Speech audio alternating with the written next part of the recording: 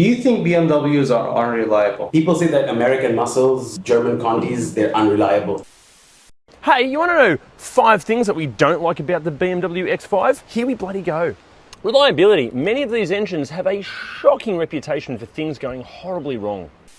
I tell you why it's not a good idea to buy a used BMW unless it's really old. It's because German cars have more intricate engineering and high quality parts and offer great performance and luxury than most cars on the market.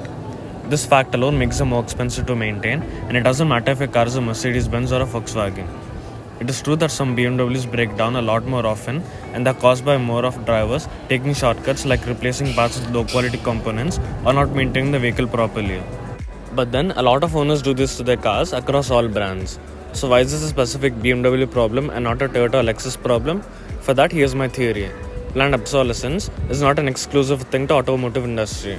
Anyone with a smartphone or tablet can tell you what happens to the electronic devices after they reach a few years old.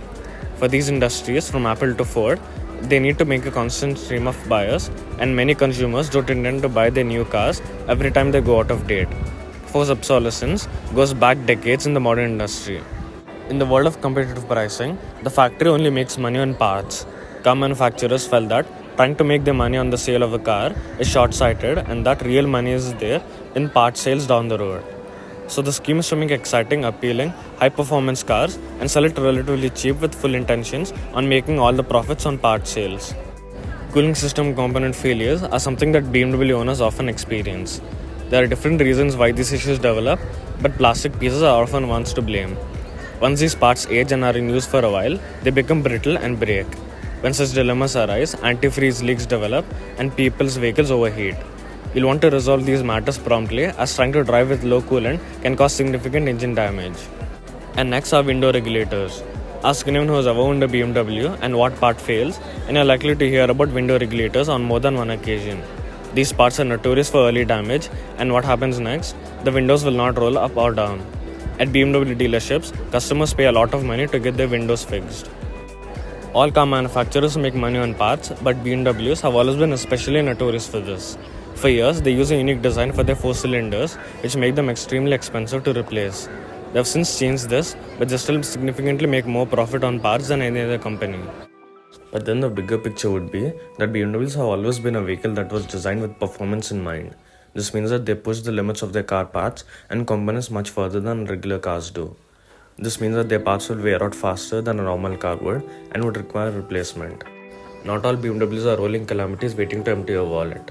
Many owners swear by their reliability, with Beamers gliding smoothly past 100,000-mile mark. But it's consistent narrative that high maintenance costs and frequent repairs that earn them a reputation of being the temperamental cat that they are. A part of the issue lies within the very sole philosophy of BMW, the performance vehicles. That means engineering tolerances are tighter and parts are more high-spec and systems are more complex. All of this translates to a machine, while delivering exceptional performance, requires more tender care than other cars.